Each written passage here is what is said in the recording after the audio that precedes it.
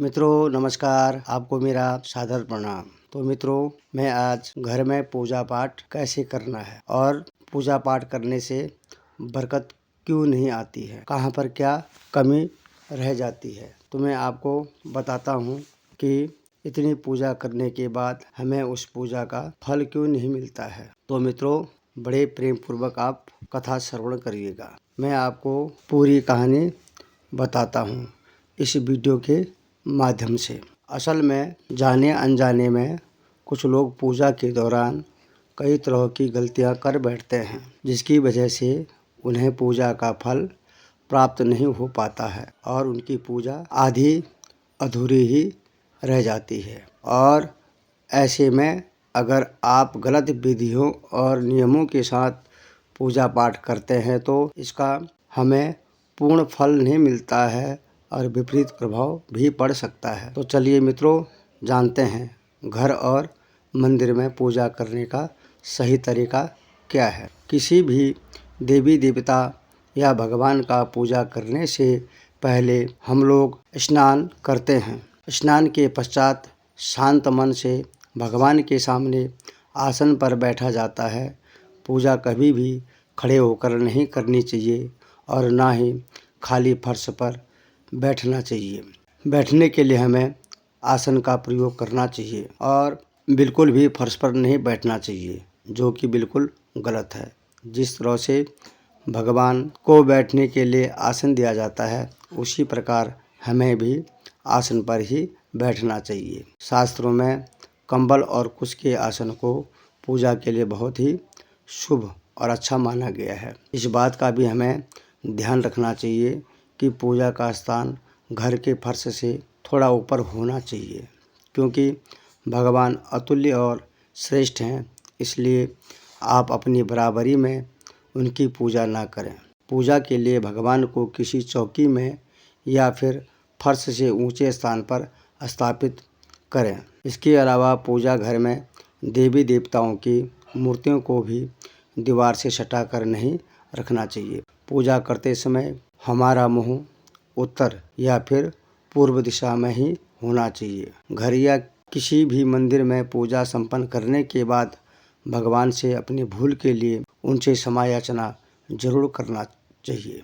कहीं न कहीं हम लोगों से कुछ गलती हो जाती है, से परमात्मा आपके द्वारा जाने अनजाने में की गई गलती को क्षमा कर देते हैं और हमें भगवान आशीर्वाद भी देते हैं। पूजा घर हमेशा घर के ईशान कोण में ही होना चाहिए। पूजा घर में किसी एक देवी देवता की मूर्ति एक से ज़्यादा नहीं होनी चाहिए। घर के मंदिर में किसी भी भगवान की मूर्ति 9 इंच या 22 सेंटीमीटर से छोटी होनी चाहिए। इसे बड़ी प्रतिमा घर में शुभ नहीं माना जाता है और घर में नहीं रखना चाहिए। बड़ी प्रतिमा को मंदिर में रखना चाहिए। अपने बेडरूम में कभी भी पूजा घर स्थापित ना करें और रात्रि के समय अपने पूजा घर को पर्दे से ढककर रखना चाहिए। और पूजा घर में काम में आने वाली सभी चीज़ें शंख, घंटी, प्रसाद के बर्तन, दीपक, शिवलिंग, जनेऊ और भगवान शालिग्राम को साफ सुथरे कपड़े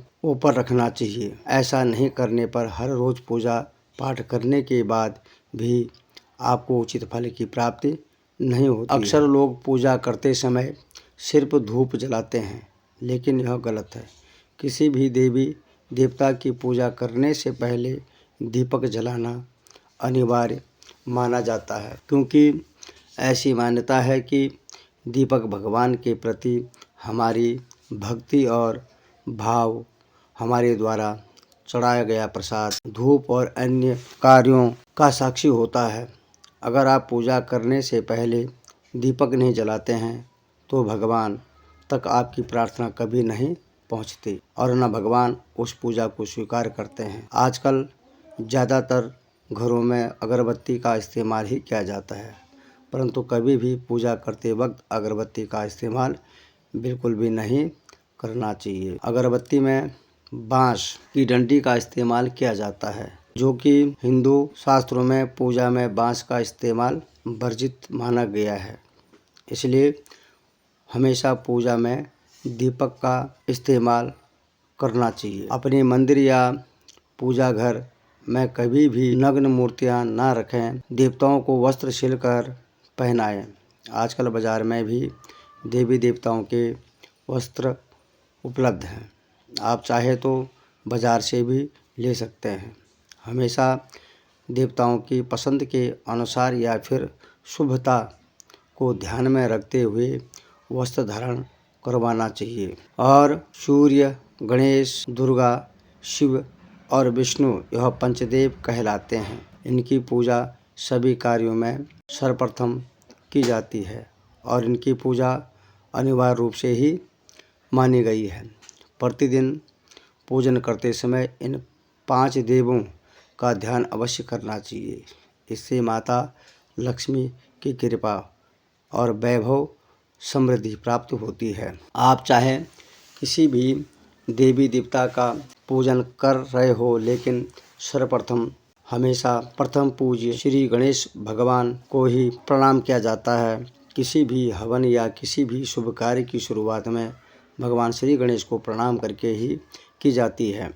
ऐसा कहा जाता है कि भगवान श्री गणेश को प्रणाम किए बिना पूजा करने से उसके पूर्ण फल प्राप्त नहीं होते हैं। बिना सिर ढके पूजा नहीं करनी चाहिए और न पूजा स्थान में बैठना चाहिए। मान्यता है कि बिना सिर ढके पूजा करने से इसका पूर्ण फल हमको प्राप्त नहीं होता है। पूजा के दौरान सिर ढकना भगवान के प्रति श्रद्धा, आदर भाव को दर्शाता है और पूजा के दौरान सिर ढकने का धार्मिक कारण के साथ वैज्ञानिक कारण भी बताया गया है। इसलिए स्त्री हो या पुरुष पूजा के दौरान सिर जरूर ढकें। कभी भी भगवान को एक हाथ से प्रणाम नहीं करना चाहिए। हमेशा पूरी तरह से झुककर दोनों हाथों से प्रणाम करना चाहिए। जब भी पूजा करने किसी मंदिर में जाते हैं तो आपको मंदिर में जो प्रसाद मिलता है उसे मंदिर में ही खा लेना चाहिए। भले ही आप उस प्रसाद का थोड़ा सा हिस्सा ही मंदिर में क्यों ना खाएं, बाकी हिस्सा घर ले जाने के लिए रख सकते हैं। यह ईश्वर के प्रति आपकी श्रद्धा का प्रतीक है।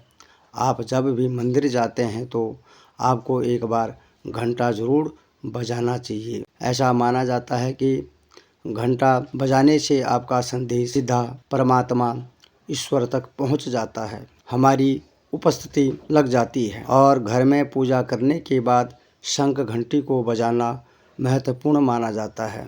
इससे घर में सकारात्मक ऊर्जाएं प्राप्त होती हैं, नकारात्मक ऊर्जाएं दूर हो जाती हैं। हमेशा इस बात का ध्यान रखें कि कभी भी दीपक से दीपक नहीं जलाना चाहिए। शास्त्रों के अनुसार जो व्यक्ति दीपक से दीपक जलाते हैं वह नाना प्रकार बीमारियों से ग्रसित होते हैं। नहाने से पहले ही भगवान को चढ़ाने के फूल को तोड़ लेना चाहिए। नहाने के बाद फूल तोड़ने पर फूल स्वयं को चढ़ाया हुआ माना जाता है, ऐसा शास्त्रों में कहा गया है। पूजा पाठ करते समय या फिर किसी भी समय दीपक, शंख और भगवान की मूर्ति या तस्वीर, सोने के आभूषण और शालिग्राम को कभी भी सीधे जमीन या फर्श पर नहीं रखना चाहिए। घर या मंदिर में पूजा के समय भगवान की आरती करते समय भगवान विष्णु के सामने 12 बार, सूर्य देव के सामने 7 बार, माता देवी दुर्गा के सामने 9 बार, भगवान शंकर के सामने 11 बार और गणेश जी के सामने 4 बार आरती घुमानी चाहिए। इससे पूजा पाठ का सकारात्मक फल पूर्ण रूप से हमें प्राप्त होता है। और आपको किसी भी मंत्र का जाप करने के पश्चात आसन के नीचे की भूमि को स्पर्श अवश्य करना चाहिए, नेत्रों से लगाना चाहिए। इससे आपको जप के पूर्ण फल की प्राप्ति होगी। अगर आप किसी खास प्रयोजन के लिए कोई पूजा पाठ या अनुष्ठान करते हैं तो उसके लिए संकल्प को पूरा करने में ज़्यादा समय नहीं लगाना चाहिए। अगर आपने कहीं किसी को दान करने का संकल्प लिया है तो उसे जितनी जल्दी हो सके पूरा कर लेना चाहिए। संकल्प को पूरा करने में देरी से पूजा का अनुष्ठान लाभ नहीं मिल पाता है। और किसी को भी कोई वस्तु दान दक्षिणा हमेशा दाहिनी हाथ से ही देना चाहिए। एकादशी, अमावस्या, कृष्ण चतुर्दशी, पूर्णिमा, व्रत तथा श्राद्ध के दिन बाल और दाढ़ी नहीं बनाने चाहिए। जिन लोगों का यज्ञोपवीत संस्कार हो चुका है उन्हें बिना जिनेऊ पहने पूजा पाठ या किसी भी तरह का अनुष्ठान नहीं करवाना चाहिए, क्योंकि बिना जिनेऊ धारण किए जो भी धार्मिक कार्य किया जाता है वह निष्फल हो जाता है, उसका कोई हमें फल की प्राप्ति हमें नहीं होती है। इसलिए हमेशा जो है जिनेऊ धारण करके ही पूजा पाठ संपन्न करानी चाहिए। वह सभी हिंदू धर्मों में पूजा पाठ या अन्य धार्मिक कार्य में इस्तेमाल करने के लिए गंगा जल रखा जाता है, लेकिन क्या आपको पता है कि प्लास्टिक की बोतल में या किसी अपवित्र धातु में गंगा जल कभी नहीं रखना चाहिए। चाहे वो लोहे का बर्तन हो चाहे एल्युमिनियम का बर्तन हो, उसमें गंगा जल हमें नहीं रखना चाहिए। गंगा जल तांबे के बर्तन में ही रखना शुभ हो जाता है। अगर आप पूजा पाठ करने के लिए मंदिर जा रहे हैं तो आपको हमेशा घर से लोटे में जल लेकर के जाना चाहिए। कभी भी मंदिर में रखे जल्द से ईश्वर का जलाभिषेक नहीं करना चाहिए। जब भी आप जल चढ़ाकर मंदिर से वापस आए तब आपको ध्यान देना चाहिए कि जल का लोटा कभी भी खाली घर वापस नहीं लाएं और न ही लाना चाहिए। यदि आप जल भरकर मंदिर से वापस लोटा लाते हैं तो इससे शुभ फलों की प्राप्ति होती है। हर रोज लक्ष्मी स्तोत्र या कनक धारा स्तोत्र का पाठ अवश्य करना चाहिए। यह धन प्राप्ति के लिए धन संचय करने में विशेष पूर्ण फल देने वाला है और माना जाता है। यह एक चमत्कारिक स्तोत्र है जिसके पाठ से माता लक्ष्मी की कृपा आप और हम सभी पर सदैव बनी रहती है।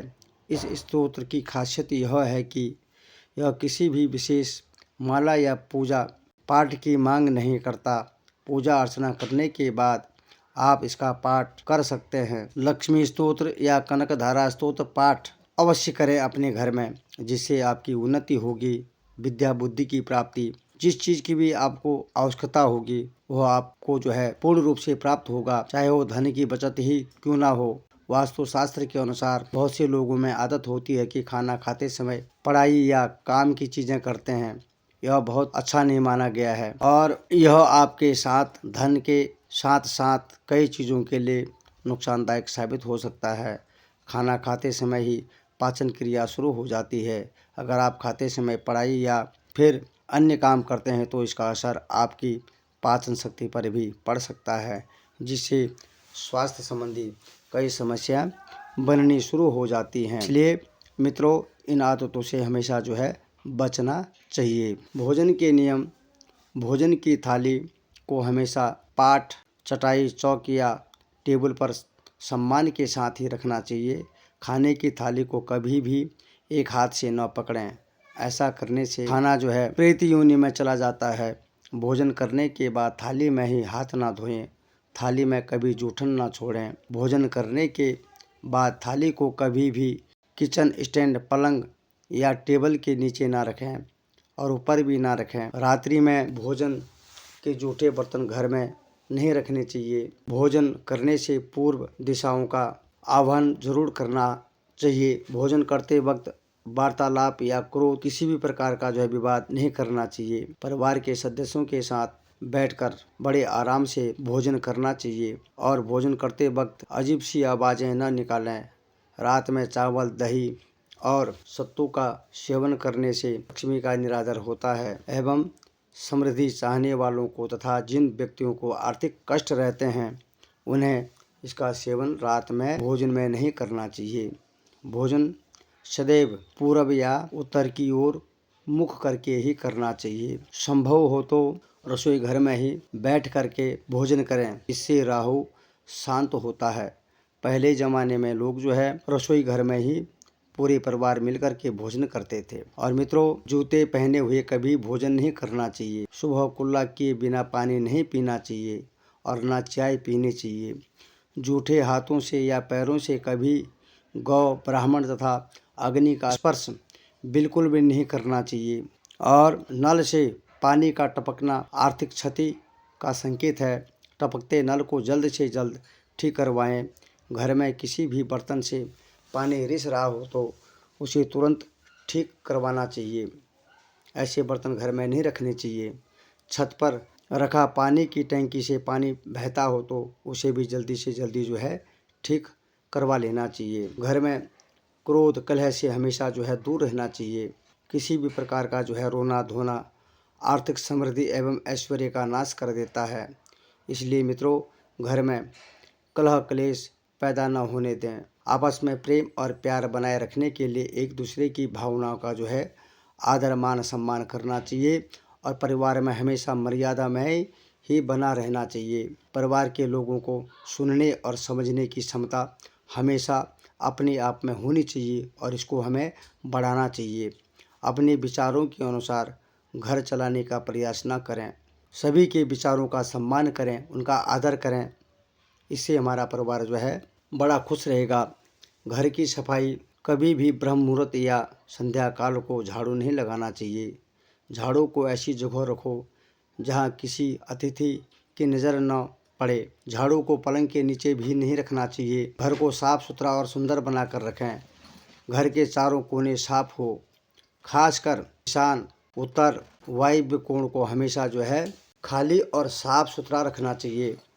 वॉशरूम को गीला रखना आर्थिक स्थिति के लिए भी बेहतर नहीं माना गया है। प्रयोग करने के बाद उसे कपड़े से सुखाने का प्रयास अवश्य करना चाहिए। दक्षिण और पश्चिम दिशा खाली या हल्का रखना करियर में स्थिरता के लिए शुभ नहीं माना जाता है, इसलिए इस दिशा को खाली ना रखें। घर में काले, कथई, मटमैले, जामुनी और बैंगनी रंग का इस्तेमाल न करें। चाहे चादर, पर्दे या दीवारों का रंग घर में सीढ़ियों को पूरब से पश्चिम, उत्तर से दक्षिण की ओर ही बनवाएं। कभी भी उत्तर पूर्व में सीढ़ियां न बनवाएं। घर में फर्श, दीवार या छत पर दरार न पड़ने दें। अगर ऐसा हो तो उन्हें तुरंत भरवा दें। तो मित्रों, ये था आज का घर और मंदिर में पूजा कैसे करना है, कैसे नहीं करना है और किस प्रकार का फल हमें मिलता है या नहीं मिलता है।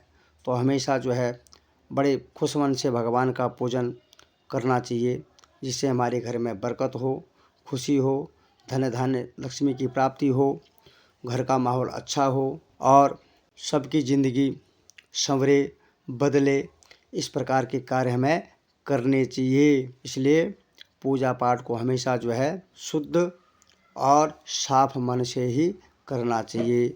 तो मित्रों, आज की कथा यहीं पर संपन्न होती है। नमस्कार, जय श्री कृष्णा, राधे राधे।